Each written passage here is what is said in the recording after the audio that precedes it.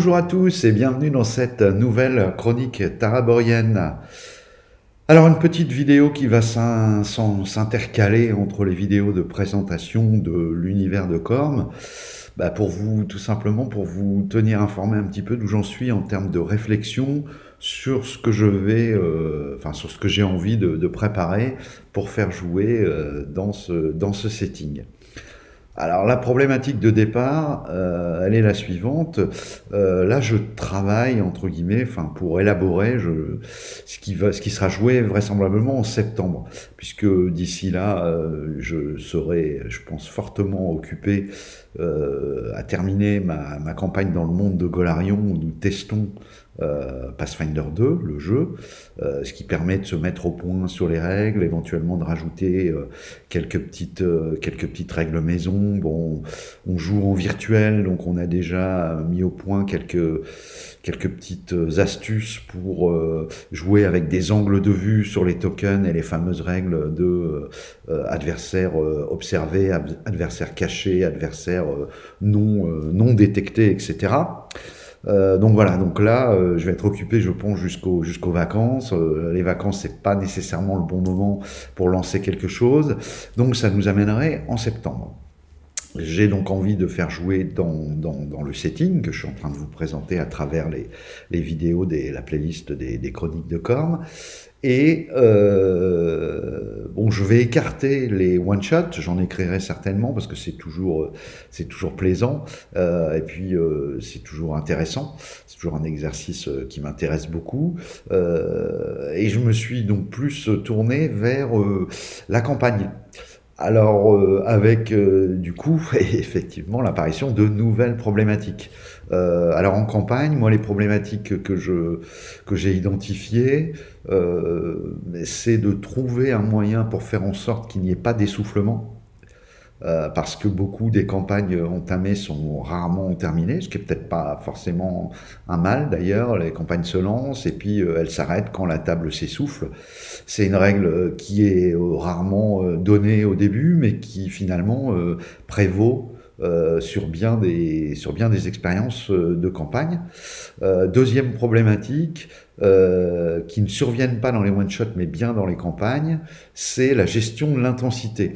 C'est-à-dire que c'est assez prenable, facile, entre guillemets, d'arriver à faire un scénario où la montée d'intensité est bonne et où il n'y a pas trop de temps mort.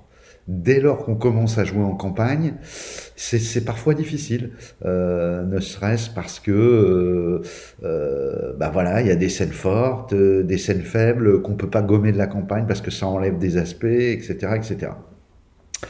Alors bon, pour ça, je pense savoir comment je vais faire, c'est-à-dire que en parallèle de la campagne, il y aura alors, faut recruter les joueurs, bien sûr, partants pour ce genre d'expérience.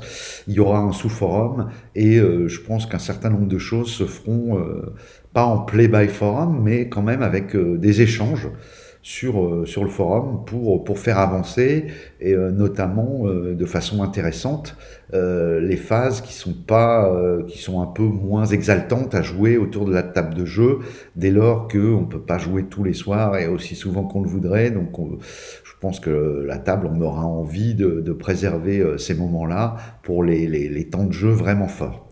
Donc ça, ce sera fait en parallèle. Ça évitera donc les scènes un peu plus faibles. Ensuite, pour lutter contre l'essoufflement, finalement, je vais essayer de mettre deux choses en place. Enfin, j'ai pris pour l'instant, j'en suis là, en tout cas dans ma réflexion, deux axes principaux. Alors, tout d'abord, ne pas partir sur une campagne avec quelque chose de trop long, c'est-à-dire un arc narratif trop long, et plutôt découper la campagne en sous-arcs narratifs, tout en prévoyant quand même un fil rouge sous-tendu derrière tout ça, une intrigue qui tienne la route. Bon, ça, je me suis pas mal intéressé à ce qu'avait fait Savage World là, avec les campagnes en plot point, qui me paraissent être une bonne idée. Bon, il faut arriver à le penser un petit peu différemment, puisque ce sera pas pour du Savage World. Donc, en ce qui concerne la progression des personnages, etc., ça va être différent à mettre en place. Mais je pense que je vais plus m'orienter vers des aventures, en fait, qui vont, des arcs narratifs qui vont faire peut-être 3, 4 épisodes. Un épisode étant un scénario qui va jouer en 1 ou 2 séances, allez, peut-être 3, et puis arriver à une résolution vraiment importante de cet arc qui entraînera donc tout un tas de conséquences et d'incidences pour faire évoluer le setting, l'univers.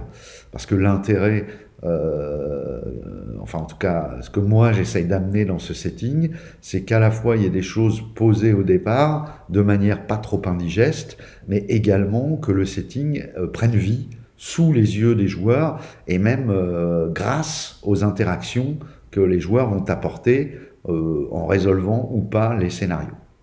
Donc ça, c'est le premier point. J'ai plus ou moins déjà commencé à réfléchir sur ce premier arc narratif. J'ai même pour l'instant, je suis même, pour tout vous dire, sur le titre des lunes de glace, donc qui vraisemblablement tiendra en 3 épisodes, c'est-à-dire, on va dire, entre 6 et 8-10 séances. Allez, si vraiment, après ça dépendra certainement un peu de la table et de l'avancement, etc.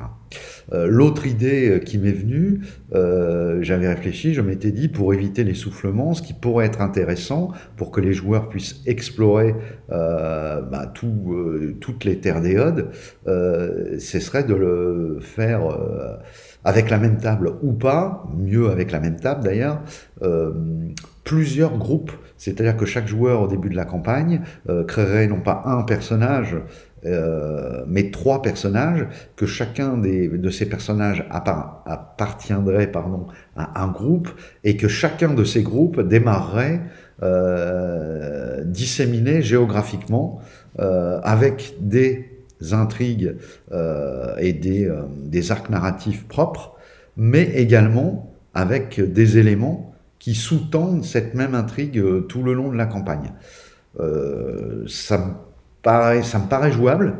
Bon, c'est un challenge quand même d'arriver à écrire de cette façon-là. Donc c'est vers ça que je me suis dirigé. Et puis après, j'ai pensé que ça aurait été très bien pour le kiff des joueurs, puisqu'il y aurait une partie de méta-jeu. Donc ils auraient dû jouer leur joueur numéro 2, qui va se trouver par exemple dans les terres du Sud-Est, tout en bénéficiant des connaissances que leurs joueurs, qu'en tant que joueurs, ils ont accumulées en faisant jouer leurs personnages du premier groupe dans le Nord, par exemple. Et c'est intéressant aussi, pour le maître de jeu, de pouvoir s'appuyer là-dessus, sur la différence, le degré de lecture qui concerne non plus les personnages, mais les joueurs.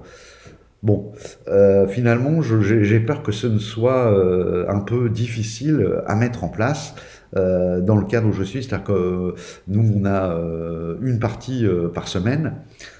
Donc vous voyez, ça serait tout de suite très très très long, il faudra attendre très très longtemps pour que ça puisse tourner et que ça prenne forme, etc. Bon, il faudrait l'envisager sur plusieurs années. Or justement, moi si je suis passé à des arcs narratifs plus courts, c'est aussi parce que même si j'adore les AP de Pathfinder par exemple, il y a quelque chose quand même qui coince un peu, c'est de se dire on va s'investir dans une thématique forte. Je reprends toujours le même exemple, Skulls and Shackles, la piraterie, et on part pour un an et demi de jeu sur cette thématique-là. Donc là, c'est là qu'il y a des risques d'essoufflement, même si c'est bien écrit, même si l'intrigue avance, même si le setting évolue. Il se peut qu'au bout de moins d'un an, en fait, les joueurs commencent à en avoir ras la casquette de monter la grand voile et d'aborder du navire. Voilà. Donc, j'ai fait un peu une solution. Je vais me lancer sur quelque chose d'un petit peu intermédiaire, en fait, puisque il y aura au départ une troupe qui va partir avec un arc narratif assez court, comme je vous le disais, sur 3 épisodes. Là, les brumes de glace qui vont se dérouler en Pergosie, dans le nord de la Pergosie. Et puis, eh bien, je vais jauger en temps réel, en fait, le moment où je commence à pressentir l'essoufflement. Voilà, parce que trop de neige, trop de glace, trop de froid, et puis une ambiance qui fonctionne bien, mais qui finit par disparaître. Si vous mettez vos joueurs à lutter contre le froid, les éléments, si vous faites ça, au bout de 15 séances, le décor, finalement, il va disparaître. De fait, les joueurs vont s'asseoir à la table en sachant que, bon, de toute façon, c'est posé, c'est comme ça, donc il y aura de moins en moins de choses verbalisées qui vont faire vivre ce décor, et finalement, très vite, bah en fait, il n'y aura pas, à part quelques petites différences mécaniques, il n'y aura pas cette ambiance, cette immersion du fait qu'on joue dans le froid, etc. Il y a la solution de faire voyager les joueurs, vous allez me dire.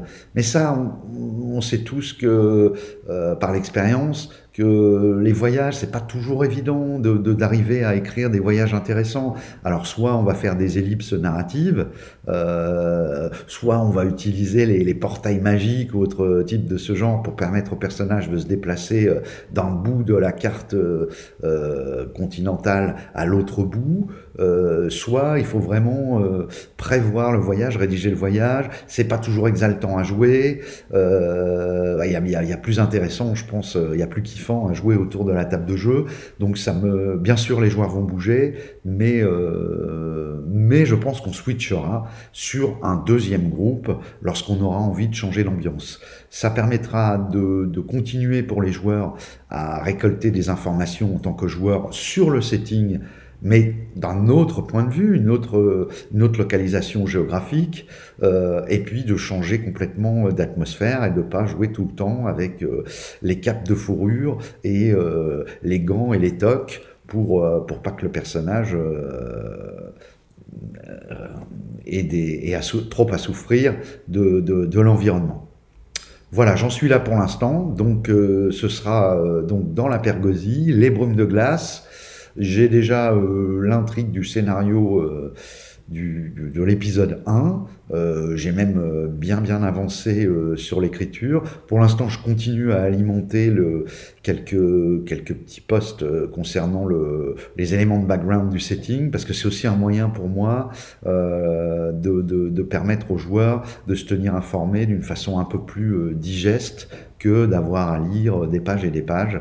Voilà, donc j'essaye de faire, vous l'avez vu certainement dans les vidéos précédentes, des petits posts assez courts. Parfois, les vidéos elles durent 3 minutes, 4 minutes, pour donner des petits éclairages. J'en écris également que je ne révèle pas, que les joueurs découvriront lorsqu'ils seront à cet endroit géographique, à cet instant précis, et que les choses se mettront en place. Et je vais pas tarder à commencer à m'attaquer aussi donc à une espèce de grand calendrier des événements qui surviendront au niveau de l'intrigue générale, en fait, au niveau du développement du monde, avec bien sûr des choses qui ne se déclencheront que si les joueurs, ou alors qui ne se déclencheront au cas où les joueurs n'ont pas, etc. Voilà. Donc comme ça vous savez un petit peu où j'en suis dans mes posts, et puis je vous dis à très bientôt, toujours sur le fil de cette playlist concernant les chroniques de Corme. N'hésitez pas à réagir dans les commentaires. Moi, si vous avez des questions, j'essaierai éventuellement d'y répondre. Si vous avez des suggestions, pourquoi pas les intégrer, les remanier, m'en inspirer. Enfin voilà, vous connaissez le principe, hein. Vous pouvez poser vos questions ou réagir directement sur le fil des commentaires des vidéos. Allez, je vous souhaite une bonne après-midi et une bonne période de l'Avent de Noël. Et je vous dis à très bientôt pour une nouvelle vidéo.